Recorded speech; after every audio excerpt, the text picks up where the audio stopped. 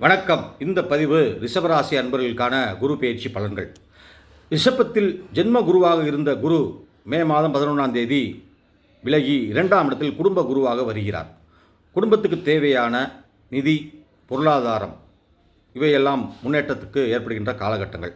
பொதுவாக குருபான் 2, 5, 7, 9, 11ஆம் இடத்தில் வந்தால் சிறப்பு பலனை தருவார்.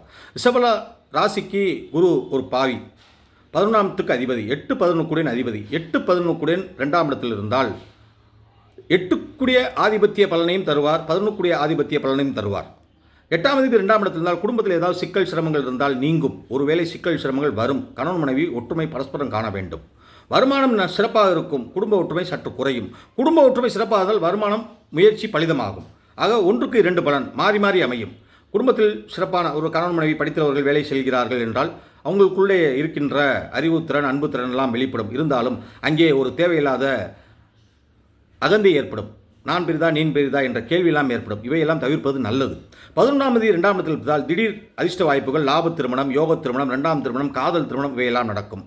2வது, படித்தவர்களுக்கு இணையாக ராஜயோகம். ஐடி துறையில் இருப்பவர்கள், வக்கீல் தொழிலில் இருப்பவர்களுக்கு, ஆசிரியர் தொழிலில் இருப்பவர்களுக்கு, இன்னும் நிர்வாக கலெக்டரேட் லெவலும் இருப்பவர்களுக்கெல்லாம் ஒரு சிறப்பான காலம். அதை சார்ந்த பணிகள், எழுத்து சார்ந்த பணி, வாக்கு சார்ந்த பணி, கம்ப்யூட்டர் சார்ந்த பணி, ஆபீஸ் சார்ந்த பணி, காசை பயன்படுத்துகின்ற பணங்கள் புழங்குகின்ற இடமெல்லாம் அதில் வேலை பார்ப்பவர்களாம் ஒரு ஏற்றமான காலகட்டங்களாக.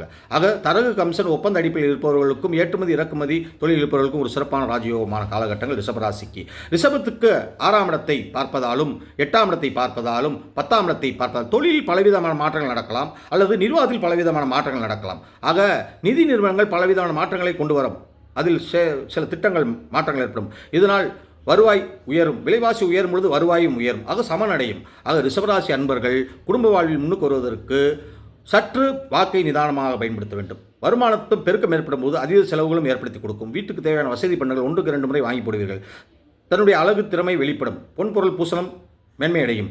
ஆக முறையாக தங்கத்தில் இன்வெஸ்ட்மெண்ட் செய்வதும், நிலத்தில் இன்வெஸ்ட் செய்தால் ரிஷபராசி அன்பர்களுக்கு வருகின்ற லாபத்தை தக்க வைத்துக் கொள்ளலாம்.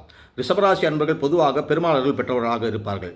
ஏனென்றால் கார்த்திகை, ரோகிணி, மிருகசிரிஷம் நட்சத்திரத்தில் பிறந்தவர்கள் எல்லாம் தெய்வ அனுகூலத்தையும், பெருமாள் அனுகூலத்தையும், பெண் தெய்வ அனுகூலத்தையும், முருகனுடைய அனுகூலத்தையும் பெற்றவர்களாக இருப்பார்கள். ஆகவே ரிஷபராசி அன்பர்கள் எதையும் திட்டமிட்டு செய்தால் ராஜயோகமான காலகட்டங்கள். 11ஆம் இடத்தில் சனி, 2ஆம் இடத்தில் குரு, 4ஆம் இடத்தில் கேது, 10ஆம் இடத்தில் ராகு என்பதால் பலவிதமான முன்னேற்றங்களுக்கு அடித்தளமாக அமையும்.